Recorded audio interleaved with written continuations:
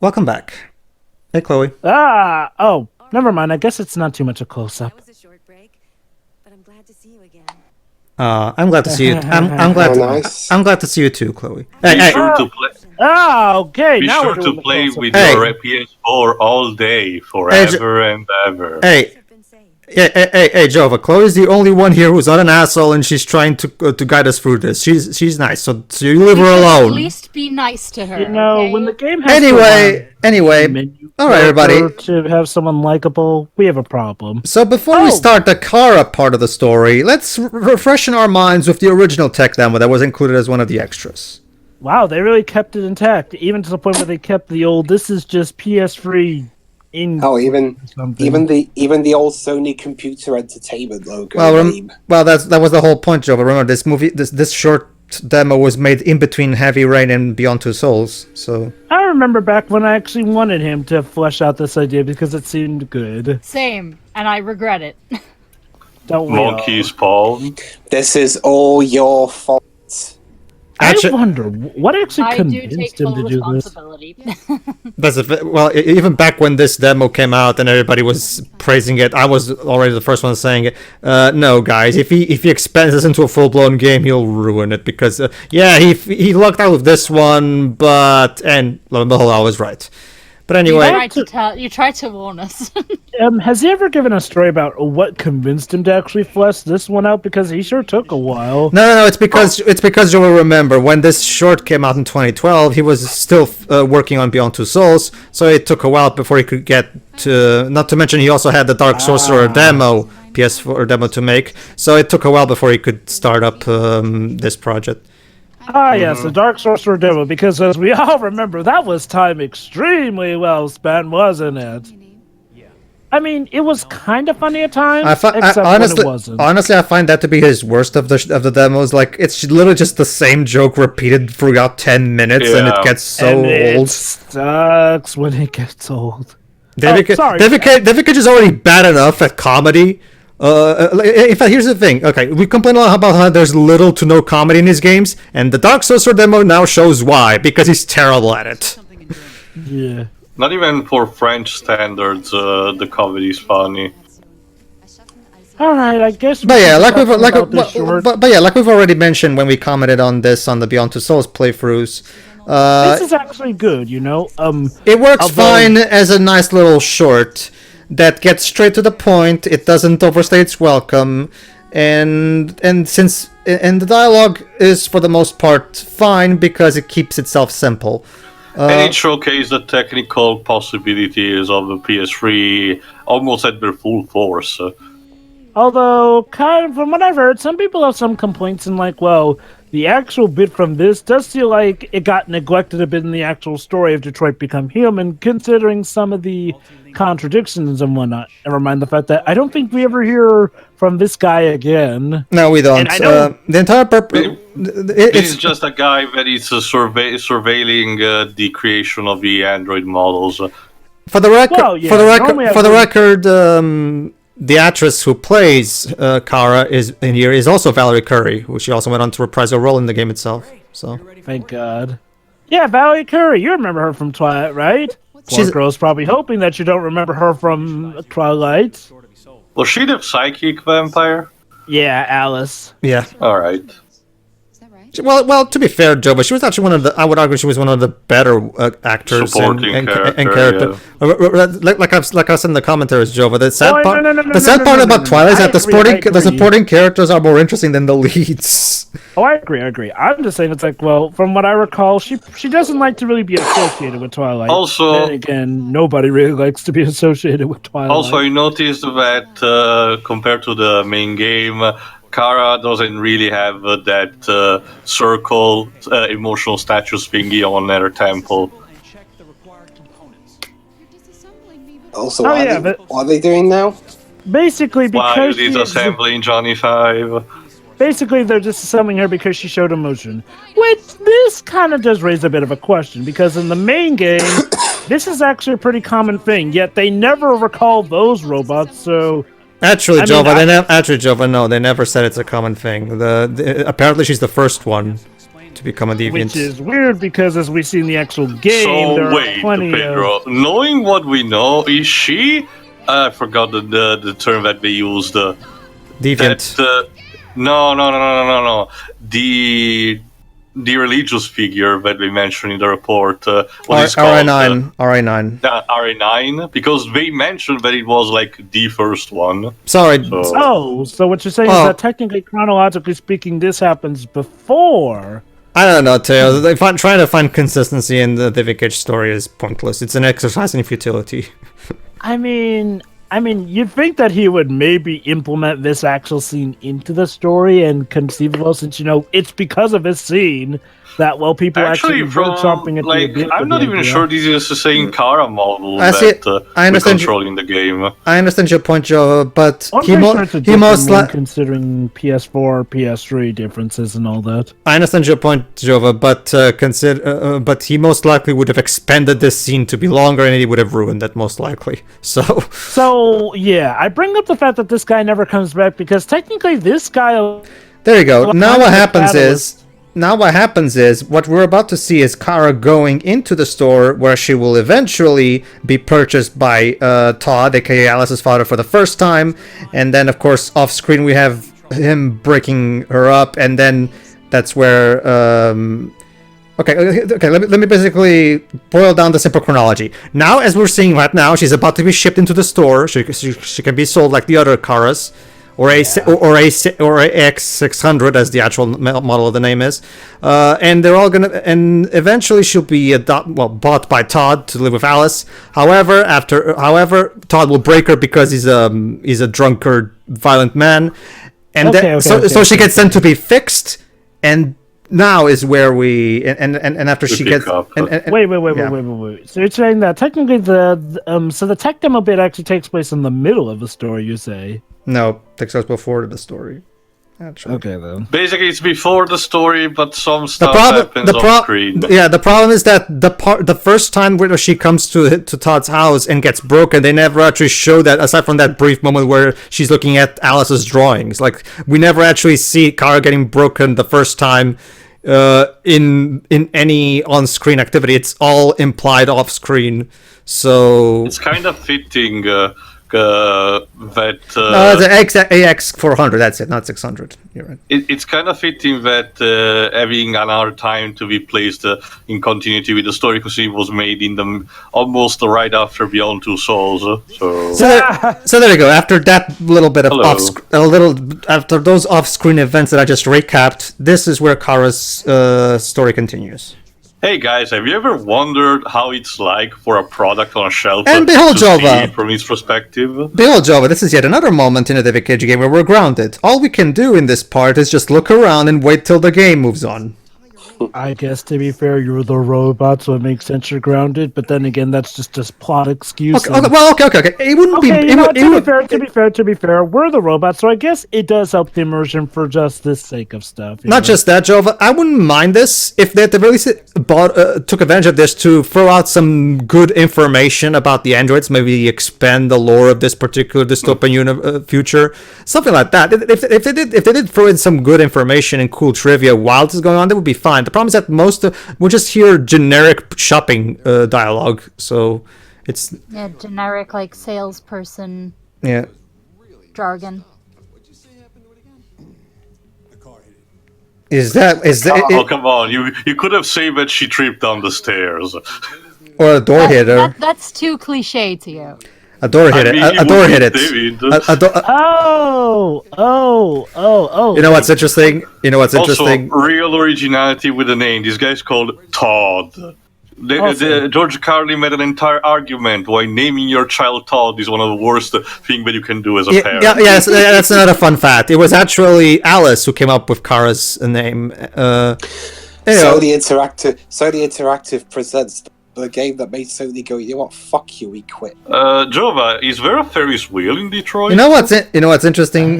You know what's interesting, guys? Like, here in my country, we actually have a joke about that, where we reverse that particular thing, where basically we have this woman with a black eye, and she's like, look, are you sure? Look, so what happened? Oh, my husband hit me. He hit me in the eye. Are you sure? Because it looks, but from what I'm seeing here, it looks like you hit your face in a door. No, my husband hit me. Sure. Look, I've seen plenty of cases like this. Bad carpenters really make really bad doors, and because of that, people hit doors. Did you know? Look, I'm going to have to report your carpenter. But no. What about the shame, Doctor? What about the shame that my carpenter can make a decent door? Also, I know what you're thinking from this montage. Why the hell did Detroit had that weird monument of just an arm with a fist suspended in midair looks like a battering ram? You'd be surprised because in one of the minor cities where I actually worked, I'm not even joking, there's a statue of two hands performing a gesture that's similar to the Hadoken. I love how I love how those places where the androids are waiting in line, it looks like a bus stop. Like I thought you were gonna say it was a reference to Red Faction. Guys, sad piano while war establishing automatically makes us artistic. Hold on, Jova. Written and directed by David Cage. Yep, those are the problems of the game right there. Doomed.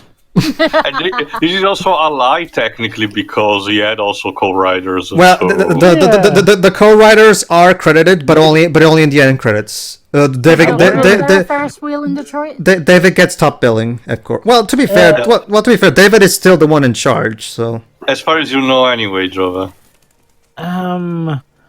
Well, Detroit's so if they had one there, I would expect it to be more. Oh, goody! Now it's time to control the most aggravating character of the entire game. Okay, basically, Joe. Wait, hold on. So we start from Kara's point of view, then we don't even play as her, we just play as someone else. Don't you see, Joe? It's an organic story that intertwines the chapters of the different androids. You know, at least Heavy Rain let us play as the character so we can get to know them before skipping to the next one. Secrets of Androids. New cyberlife designs, blah, blah, blah, blah, blah. Anyway, but yes, Detroit does have some Ferris wheels. All right. VR MMORPG reaches 1 billion downloads. Okay. Is that a sequel to Tokyo Jungle since it's a Sony IP? Designing androids that are easily accepted by humans was a huge challenge CyberLife had to overcome. Jason Graff, director of the humanization department at CyberLife, unveiled some of his design secrets in our recent interview.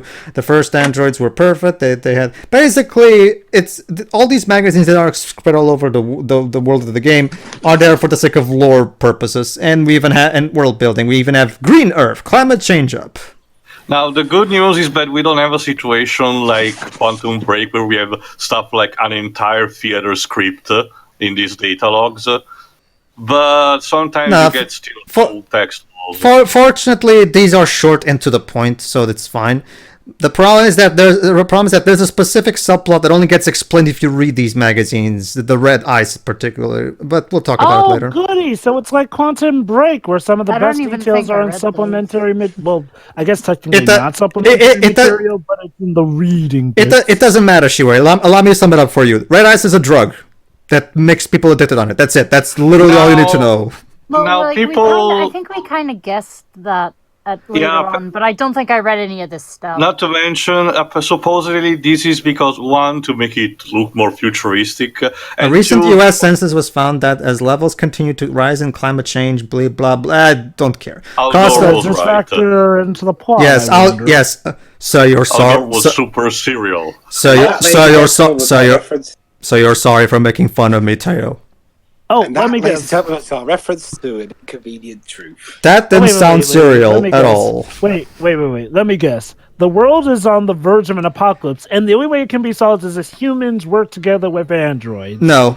Anyway, Jova. Then what the hell was the point of that climate thing then? Well, Jova, a lot of people like to, it's kind of like Al Gore, people love to over-exaggerate the climate change problems so they can get it to seek attention. You know how it is. I get that. It's just like what you said though. That apparently there's literally into the main plot. There's literally an invisible wall forbidding me from walking over there. Literally. Why the androids can see it? Why would you build that stuff clearly? Why not just put an actual wall there? I mean, technically you did, but why would a wall be doing in that particular section of the park? It's just like making. No. I mean an actual real wall, an actual physical wall. Not necessarily a wall. Just make it like an area that is in restructures. Hold on, guys. This is blocked.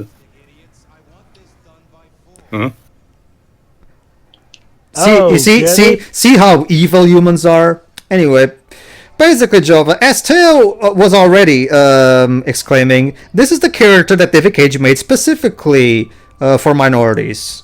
Basically, Marcus is basically the Martin Luther King Jr. of this game, and the metaphors will become so on the nose that it's crazy. And I honestly think that's the ultimate, the thing that ultimately derails this particular subplot, because at its core, it's still a solid message that, honestly, with today's climate, obviously both on the internet and outside in the real world, a message like this in a video game, it's not completely far off. I honestly was expecting, considering David Cage is nothing but subtle, he would have eventually tackled this, and this was the perfect time to do so.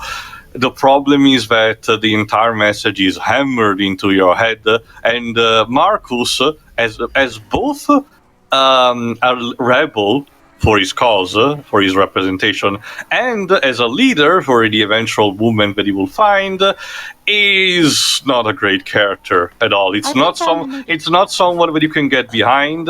Most of the decisions are taken by someone else. He barely actually does some decision. Most of the people he interacts with are human music. $1 to hear music with soul. Human music. Oh, let me guess. Is this a critique on EDM? Yeah. In basically, Jova, in this particular universe, it's got to a point where they have androids make music instead of humans. So, Jova, would you agree that? Apparently, this guy. As a musician, Jova, what's your take on that? So apparently this guy is saying, oh, look, I'm a human doing music, which is better than robot music.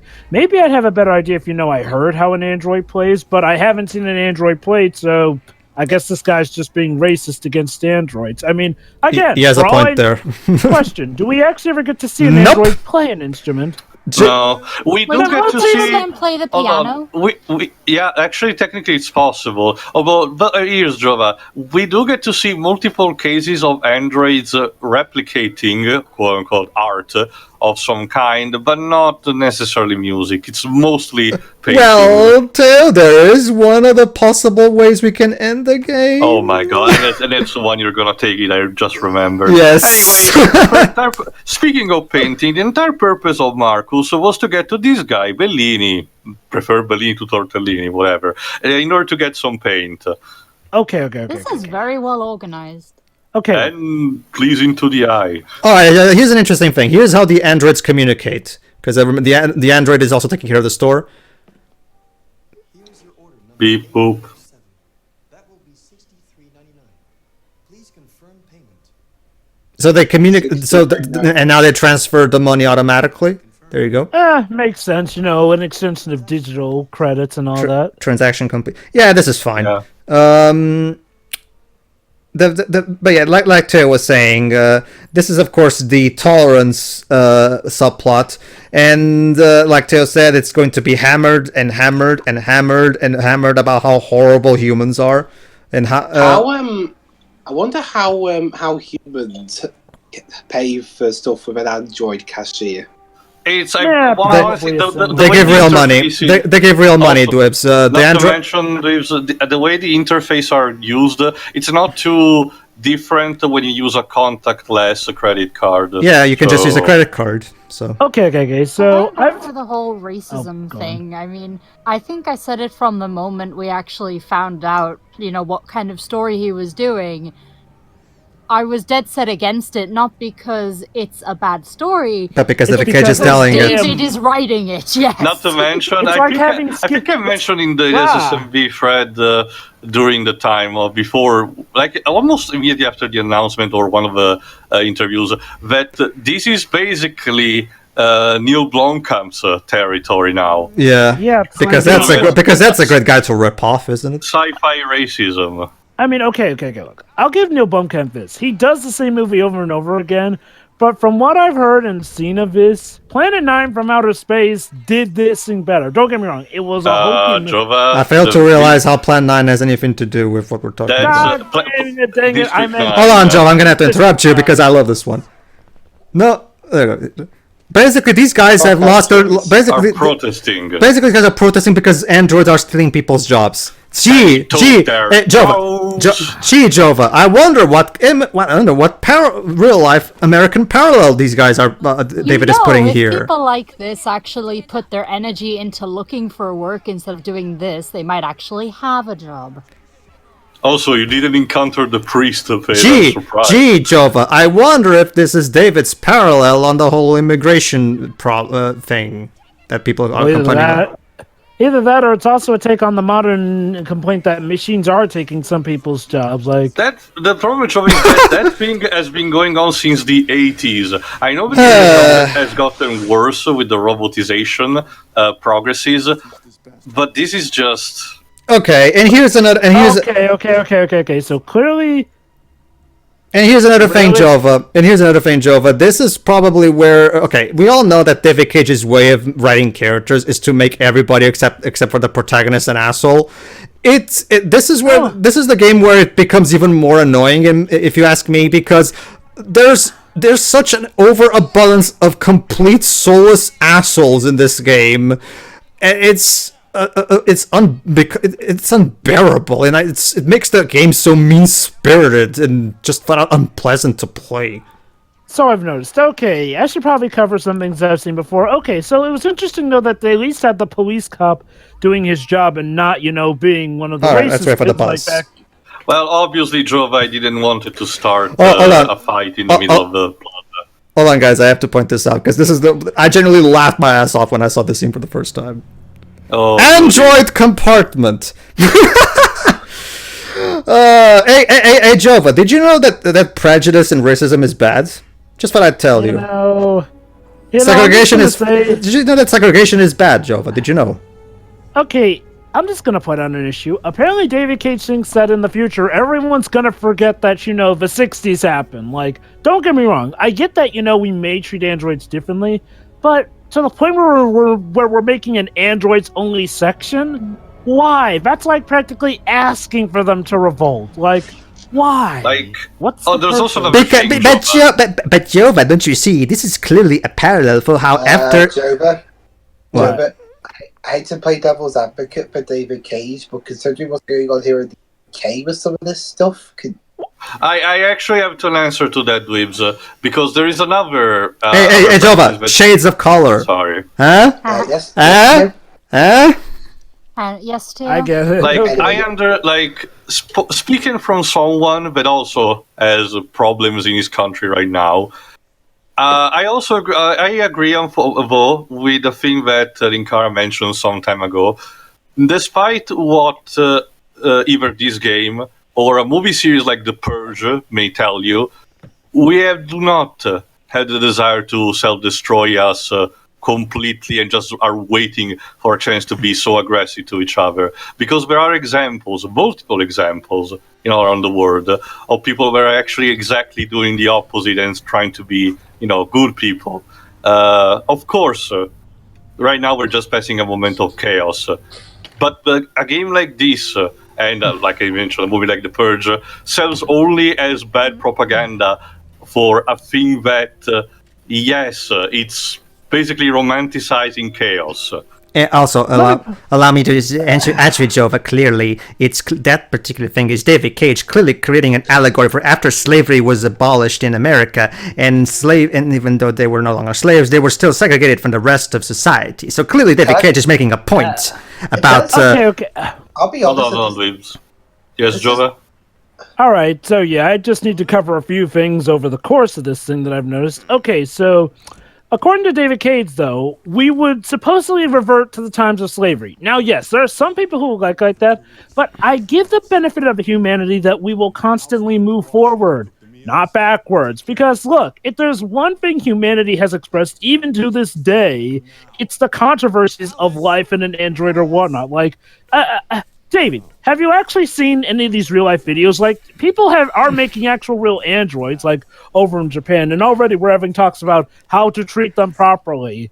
And I get it, some humans do treat androids properly in this world, but with the way David Cage is going about it, this suggests that we'd revert back to something that, is pretty much slavery times 2. I mean, and, Yeah. Like, are And you okay. telling me that the United Nations have nothing to say on the matter? Not only that, going back to the whole human music thing, the fact that we never even see how an android plays music. Now, some may think that that's nitpicking, but I'm sorry. If you're going to go to the point where you see someone saying, oh, look, human music, am I supposed to believe that androids have replaced people in music? Are you serious? Like, okay, there's several problems with that. You're suggesting that androids have replaced composers, people who make new music, people who think up of solos. It's like, music isn't just a simple nilly-willy thing that androids can just do like that. You do know that there are other compartments to it, right, Mr. Cage? Allow me to remind you, Joe, that David Cage is a musician. He was a composer before he became a writer and design and director. Yeah, He should know this. Methinks he may be jaded about his music career never taking off. You were saying, Dwibs? Dwibs? Say something, Dwibs? I was just gonna say, honestly, I think this is one of my least favorite parts of the game. It's just Chores. when it's not. Sorry, but I was still. When it's not chores, it's a generic. Ooh, I hate kids. Oh, you're talking about Also the abusive hockey. dad. Not just that. Again, if you thought the chores in Heavy Rain were boring, you ain't seen shit yet. You literally can do practically every chore that is possible to do in this house. Fortunately, the game does not force you to do all of them. You only have to do the urgent tasks. And by the way, Are we going to have a sequel to washing the dishes? Todd, sorry, Shiwei, but unfortunately this game does not allow for that.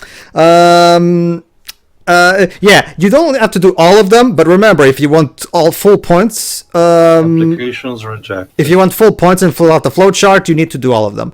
But anyway, it's my time to point out a big problem, Jova. Todd is, as we saw there in that particular close-up of all those bills, Todd is clearly full of debt. You know? Yep. This begs the question, though. These androids cost thousands of dollars. They're like the pinnacle of they're the pinnacle of technology at this point. So how the hell was a guy full of debt who, as you can see, lives in a very humble home? Let's put it like that. How was he able to? It's a pretty big house for someone who's on debt. And keep in mind, How was he able to afford a multi-$1,000 android? Exactly. And keep in mind, before you ask, it's not a public service, but a private one, because they are made by a private company, so the state is not affording them to the people in need. Wait. So let me get this straight. Androids are made by a private company. Is it just in this one city, or is it across the country? No, it's across the country. We're later going to get that context. Jova, the Shinra Corporation is taking over. That's what it is. Basically, it's totally not evil. It's basically like this, Jova. Like there, as we saw earlier when we were doing that shopping close-up thingy, there were some androids that go up to $4,000 and stuff. I don't think they ever told us what is the specific price of Kara, but I'm pretty sure it's somewhere around that area. So how the so let me remind you, Jova. Todd was apparently capable of affording both purchasing Kara and fixing her after breaking her. So, look at that! Kara's going ahead and ordering the pieces needed to fix the dishwasher, but if he's in debt, wouldn't that mean he doesn't have any money left on his account? Alright, Shiroi, let's try and see if it works. What works? Oh, never mind. I think I didn't. Oh, for a moment there I thought I was gonna do the dishes. Never mind then. Well, apparently you can't because the dishwasher is... Well, it doesn't... She needs to collect the ones on the table first before washing them on the sink. Not to mention, Shiroi, I don't have a debug mode in this one, so I wouldn't be able to even to do it anyway. So I gotta wonder, does her ordering the dishwasher piece, does that affect the plot, or is that just part of, getting your 100 points? No. I think I think it was from the optional tasks. Hey, look, Taylor, 6 axis. Oh my god, it's back. Why? Wow. Okay. I will give it this. I do like the way he uses the touchpad. Like, for example, when you're rubbing the sponge on the plate, you use a touchpad. Like, it's fine. It works just fine, and it simulates the action better than using the analog stick. So I'm fine with that. And I'd be more fine if that thing wasn't apparently so fragile. When I got my PS4, since it was used, the controller already had it not working. It works on a pressure level, but not on a touchpad level. But apparently, from what I hear reports, that thing is very fragile and keeps breaking in controllers. And keep in mind, the PS4 controllers are not exactly cheap.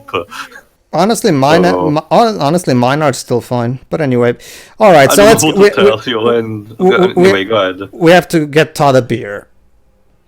Wow, it's literally right down to the "get me a beer, you dumb broad" level of cliches. Also, how can you afford that minivac and everything? Like, I mean, I get that.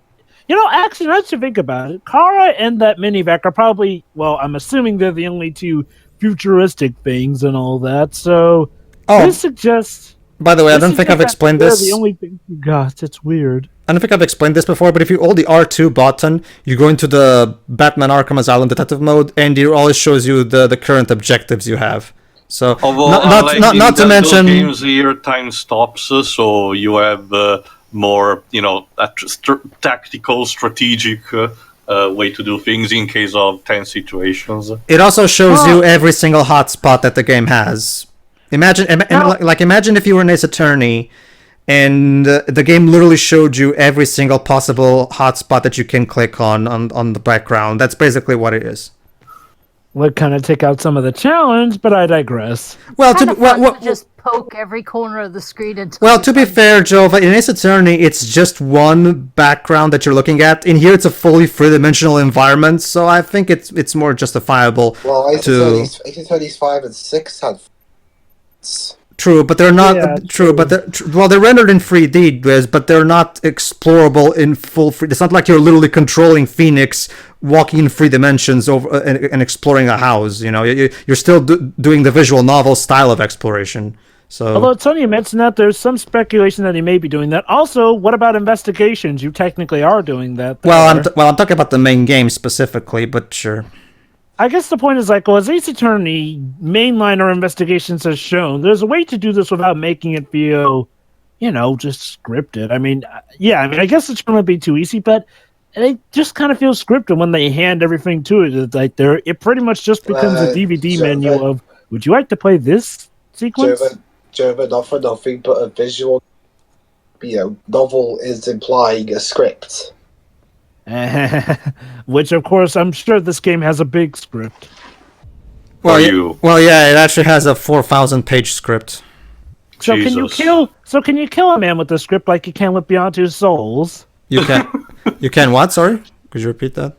You remember how the Beyond Two Souls script is thick enough to kill a man? That's the joke. It's like, well, right. So is the script for this game? It's 4,000 pages, so I'm guessing, yeah. Twice as hard, I'm guessing. So we're in the backyard. Yes, we have the clothes to dry. Oh, he doesn't have a dryer. So he can afford all this other stuff, but he doesn't have a dryer. I'm glad I didn't do all of this crap. Inconsistency, thy name is David Cage. I mean, okay, maybe we could say that the guy has poor spending habits, but I'm sorry, shouldn't the company have looked into, like, his credit history or, like, his loan stuff? Because private companies can actually look into your buying history at times. I thought that was the jobs of the banks, not companies that sell you stuff. But don't you see? In this case, Dribs, it's a private company, so sometimes some things would be carried out differently. But don't you see, Monsieur Jova? It's all part of my visual storytelling. You see, the fact that they live in a shitty house visually depicts their sad, depressing life. You see, it's deep and emotional.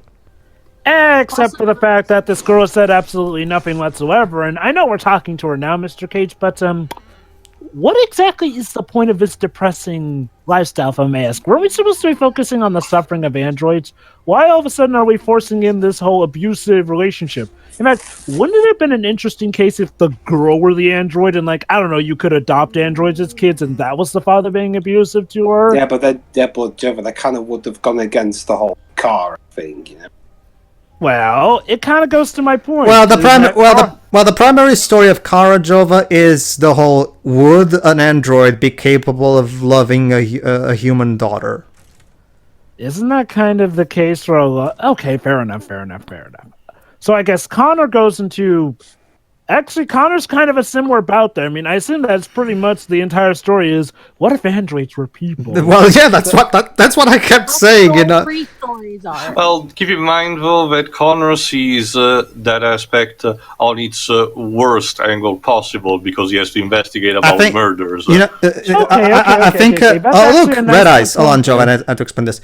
Basically, Todd is actually a red eyes trafficant. That's pretty much how he's getting all the money right now because it's dealing with heavy stuff. That's the thing too. I wish they would to be a bit more detailed. Does it really pay this? Okay, here's the thing too. Pedro, I really recommend you to see Breaking Bad. That's all I'm saying. Well, here's the thing. Here's the thing. Breaking Bad did that good. This game, I'm gonna guess, does not do it good. Not so much that, Jova. Okay, Teo. Okay, how about this? I'll grant you that he's rich because of the red eyes. How about this? Well, not necessarily. Like, as you can see, he's squandering his money, but so he can allow himself things like a house like this, but he still is in a tough situation, especially because we're dealing with drugs. Wait, hold on. He does have a dryer. So what the hell was the point of hanging the clothes out? He has a point. Why was he even hanging the clothes out? To hang the clothes out, like it's pretty grim. Detroit. The story is falling apart before my very eyes already, and we're only in part 2. Detroit become human, doing the chores, washing the dishes. Also, dude, you really need to hide your drugs better if you don't want people to find them. Not just okay. I know that you guys think that he's. I know it's his own house, but still. Okay, are you guys sure that he's not actually buying the drugs as opposed to trafficking them? That's it. Easy, Drova. He's producing it, but he's keeping a part for himself. Oh, is that ever established? It's only implied. That's the thing. That's the thing, Jova. It's only slightly implied. The game never actually goes into detail about it. It's the only explanation Teo can think of, and well, yeah. Not to mention, among the other things on the documents that are near the door, like Kara had just passed through, are also applications for jobs that all have been rejected. So Todd is technically jobless, but he cannot still afford his stuff, and he hasn't been evicted. So he needs money from somewhere. Great, more chores to do. I think Jim Sterling said it best in his Jim impressions of this game. Is it me or are David Cage games getting more boring with each succeeding one? Like, are you going to pick up a certain leaflet? And it's also a problem because the way the story is presented, it should be ideally... Oh, this is important too. Sorry. Yes, you are actually. The script took 2 years for it to complete. That fell. Didn't he supposedly have help for the script too? I wonder what's on that pamphlet. Let me guess, he's going to replace her. Well, we already did, Jova. Remember, this is our second time here after being broken. Remember also, Jova, the color, like I mentioned. Every time one of the rings on the temple of the android is flashing yellow, it's that the android is processing something or is perceiving a danger. Wait, so just to reiterate, though, this particular android, is she the same one he broke before, or was that a different one he broke? No, it's the same one he broke. He just sent it out to be fixed. Okay. All right, hold on, Joe. We're watching. We're about first newscast. So let's see. Sports. So and here we go. In true David Cage tradition, here's a French cartoon that is better than the actual game. You know, I wish that of all the French cartoons that he could show at least for once, he could show Wakfu just for the insanity that that cartoon brings. Never mind. What about Galactic Force? It's French. That too.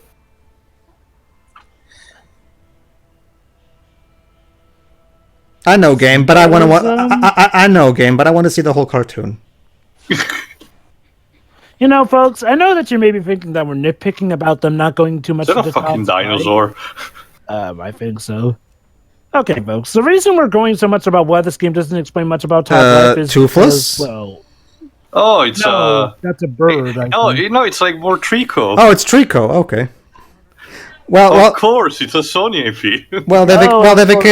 David Cage is a fan of Wada's games too, so I guess it would make sense. And Lord knows, look, hockey should start referencing each other. Why is it so much hockey? Isn't that more of a Canada thing rather than a USA thing? Wait, are these channels automatically No, flipping, that's or not is that hotkey. you No, you can flipping like them? I think you can switch them. Yeah, you swipe the touchpad to change channels. As you can see, so Jova, some of them are stock footage, other are just actually made up with the game engine, like the newscasts. Yeah. Interesting. Yeah, though. let's- Okay, so a lot of humans losing their jobs to androids. Okay, I guess that is something of something of a trigger to why they're mad at them or whatnot. That said, I don't expect David Case to treat this topic well. electric guitar. All sports. Let's see. Now, here's what I don't get. These things look like books from the side, yet apparently the way they function is like a touchpad on the front. So what's the point of the pages? Because it's the future, Jova. Yeah, that's what I was saying also before. Like Yeah, look the at that. There's pages, but they just flip on the top. It's like, you're reading the book. What's even the point of pages? Isn't the idea of the future to save the trees? the way this setting is presented, it's basically kind of a cyberpunk way, almost sort of a Blade Runner-esque setting, complete Hold with on, the this is androids important. questioning their existence. Okay. Feels here. Antidepressant. Okay. Oh. Never Oh, do those kids. hello. And a gun. Hello, gun. We'll save that. Antidepressants and a gun in the same drawer. That is a terrible sign. Yeah. We should probably And need a this Bible is, too. It can work. I guess, is this Todd's room? As Yeah. Okay. as the game just pointed out, thanks to me finding out that there's a gun in that drawer, I've unlocked a possible outcome for the following current chapter after this. I mean, you never know.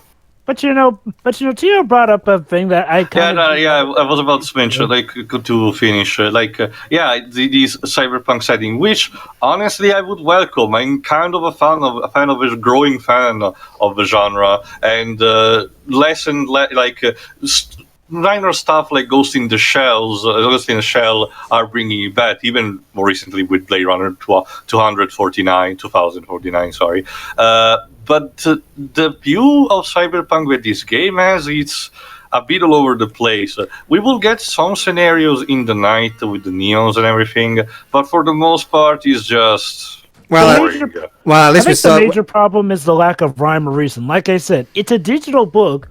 What are the point of the pages? Since, from what the game has suggested, you're basically flipping through them by swiping on top of the book. So what are the point of the pages? It's like they forgot they were setting a futuristic setting at some points and thought, let's add some digital fonts. Or on a more development cycle point of view, they probably programmed the model of the book, but they decided to apply the holographic thing later on and they couldn't bother to actually, remove the texture under it. How weird is it? While this is technically a better game, it feels less immersive. Step forwards than and step Indigo backwards, Prophecy. Jova. Pretty much. Shira, did you notice? What? Just like that too. Just like Madison in Heavy Rain, she also didn't wash her hands. She cleaned the toilet, but we didn't see her wash her hands. Are androids like self-cleaning kind of? I think Connor mentions it in a later chapter that they have cleaning, sort of a self-cleaning system. No, it doesn't too. And isn't water bad for androids anyway? I don't know. I mean, androids can still get dirty. So I would like to, but anyway. Yeah, but mud is very different than water. I can't remember. Do we ever see them swimming or anything? Yes, in one chapter. Yes, we actually do. They can go in water. Wait. They can swim in this universe? It's futuristic technology. They're waterproof, Jova. I just remembered. Yes, they do. Okay, fair enough. Remember, Jova, they're called pieces of plastic because they're external. But guys, I have like a gum substance. Well, to be fair, Jova, these androids wouldn't be very useful if they weren't waterproof. I agree. But guys, I have. Oh, Jova, I'm sorry, I have to point this out. Alice in Wonderland. Hey, Dwips, allow me to drill this fucking symbolism into your head. So, there you go. She wants escapism. Jesus Do you Christ. get the symbolism yet, Dwips? Do you get it? Guys, there's one reason why she's not washing her hands. Because she's a filthy android, and they don't deserve to wash their hands. Oh, Dibs is burp. Of Never mind. course. Dibs is burp. Never mind. I'll have to do it in Jova's head then. Also, since we're on Sony territory, folklore is a more Alice in Wonderland look-alike than this. Never mind, I'm gonna have to drill it into Jova's head since Swip is burped. Yeah, Jova, allow me to drill this symbolism into your head. You know, Do you get it now? Do you get it now? So what exciting chores have I missed? None. If you're asking for exciting chores, then you missed none. I guess the exciting thing. Hey, but look to it. You see, Monsieur Dweebs. You see, the little girl is called Alice, and she kind of looks like an outcast of sorts, and she's not very communicative. And I decided to put her favorite book as being Alice in Wonderland. You see, it is brilliant symbolism. You know, I think I've noticed the major issue with this game. While this game does offer a lot of choice, it feels like they focused more just on the fact that this game has a lot of choice, and then didn't really focus on anything else. I mean, yeah. Jova, hold on, Jova. You're trying to tell me that I was right all along, because I've been saying throughout these years, guys, it doesn't matter how many choices you have. If the writing is terrible, it's all gonna be terrible. There you go. It's not just the writing being terrible. It's just like, well, the world and lore don't make much sense. Like, maybe if they weren't trying to be realistic, but knowing them, they are trying to be real. Well, basically, Jova, I was nice to Alice, so she gave me this key. Why'd she run back? Was the father calling for her or something? She's very shy. She's very shy. Remember, Jova, we're going to, as you've seen in the trailers, her father beats her, so obviously she's not exactly a very socially healthy person.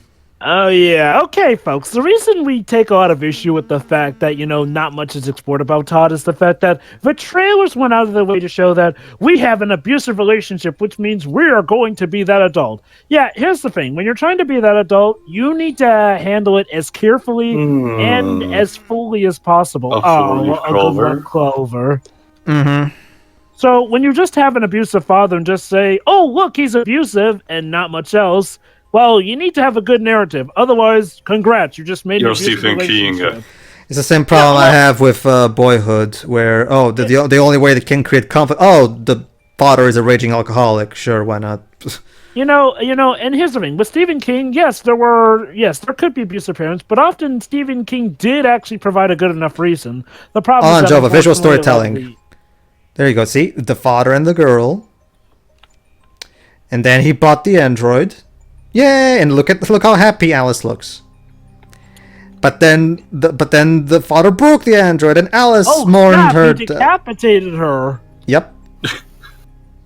We don't get she was losing blah blah. Oh, we don't get to see it happen. So watch this slideshow of pictures. There you go. That's what happened. In case you don't remember, Jova, when the circle thing instead is red, the threat is perceived on a bigger scale. Oh yeah, I forgot to mention. Basically, Jova, when everything is fine, the Android LED, aka that light that they have in their forehead, it will be blue. When they're somewhat confused or maybe a bit anxious or something, it will yellow. When they're being hurt or flat out scared or angry, it will be red. In color. Oh, wait. Hold on. I have to point out a plot hole here. So let me get this straight. They don't expect androids to have emotions, yet apparently they program them to have different colors on when they're showing different emotions. That's a good point. Pedro put it in terms of emotion, but it's more like responding to stimulations, i.e. perceiving a threat, potentially. Here's the problem, though. Car nearly got dismantled for showcasing just those very things. Yet apparently now there's actually these lights to put Hold on, Jova. Oh boy, here we go. You know, okay, keep in mind what he's saying right now, Joa, because when you find out the big plot twist, this dialogue is gonna make no sense whatsoever. Teo and Shira know what I mean. So when does he say the accountant line? Oh, later. Oh, sorry, that's in the later chapter that Pedro mentioned. Bipolar much? Anyway. Well, okay, to be fair, he just assumed that those are drugs, so. Okay. Also, I'd hate you too. You're an awful person. This is the big problem. Okay. This could be a good idea. The kind of abusive person who doesn't realize what they're doing because they're flying into a blind rage, but they conflict with it. And why do I get the feeling that that's not what this game is going to go for, and that one scene will probably be forgotten, because after that, I'm guessing he's just villain altogether? Exactly. Or is there actually a bit where you can spare him and he redeems himself? I'm guessing not. Well, you can choose not to kill him, but you still have to steal Alice away from him, otherwise he'll kill her. So He never appears in the So- game ever again, though.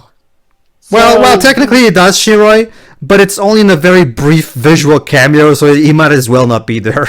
So I am very Okay. conflicted with how bad this is. the big problem It is gets worse. So. the big problem is that So much worse. the big problem is that David Cage is treating this subject matter in such a simplistic, cartoonish, and childish way. This is child abuse depicted by a 10-year-old. Just have the It's like- father be this completely soulless, cartoonishly evil piece of shit that has no nice feelings whatsoever in his fucking body. Like it's such a cartoonish, one-dimensional interpretation of this particular type of person. Child abusers are not completely 100% evil cartoons. They have multiple variants of states of mind they can have. They're not just raging alcoholics or whatever. See, the here's hell. the thing. They are all fundamentally shitty, though. Well, yeah, but there's various different shades of shittiness, Shiroi. The problem is that to David Cage, every single one is the same, apparently. But go ahead, Jova. Before we Yes, cap Joe. out this part, I'll just say this. You know, say what you will about Stephen King. When he does abusive people, he usually he does the smart thing. Either he doesn't give them such huge a role, and they're just there for that. Or when he does focus on them heavily, he actually remembers to give them a more fleshed out personality. Like, heck, even with The Shining, the whole relationship between the father and son, before the father goes psycho, has to deal with him being a drinker here and there. It's like, again, David, you advertised the heck out of this abusive relationship. Yeah, what do you have to show for it? Something that even Stephen King could do better than you. Adapted was. Alright then, so that was Detroit Become High. I wish it was. Oh boy, this is only part 2, and already I'm disliking it. Enjoy your stay. It's garbage, and I still don't understand how can people actually eat this up, because with Beyond Two Souls, people, for the most part, rightly called it out for its bullcrap, but with this game, we're back to the Heavy Rain days, where people, for some reason, forgot how writing works and somehow find this game good. I don't understand. I'm gonna guess it's because they find it immersive how your choices really do matter. I'm I'll elaborate that in my final thoughts because I'm actually kind of in the middle. It's interesting, Jova, because 7 years later, when Heavy Rain was released on the PS4, people were saying, "Oh, this game didn't age well. The writing is very bad." So what? The writing is very bad. I've been saying this since 2010. Why are people only catching up to this now? I'm gonna call it right now. The first time that this game is released, the same thing that happened with Heavy Rain is gonna happen to it, and people are gonna see it for what it is. Just a glorified tech demo with a lot of Anyway, choice. for the time Yeah, being, yeah. see you for part See you, everybody. Next part.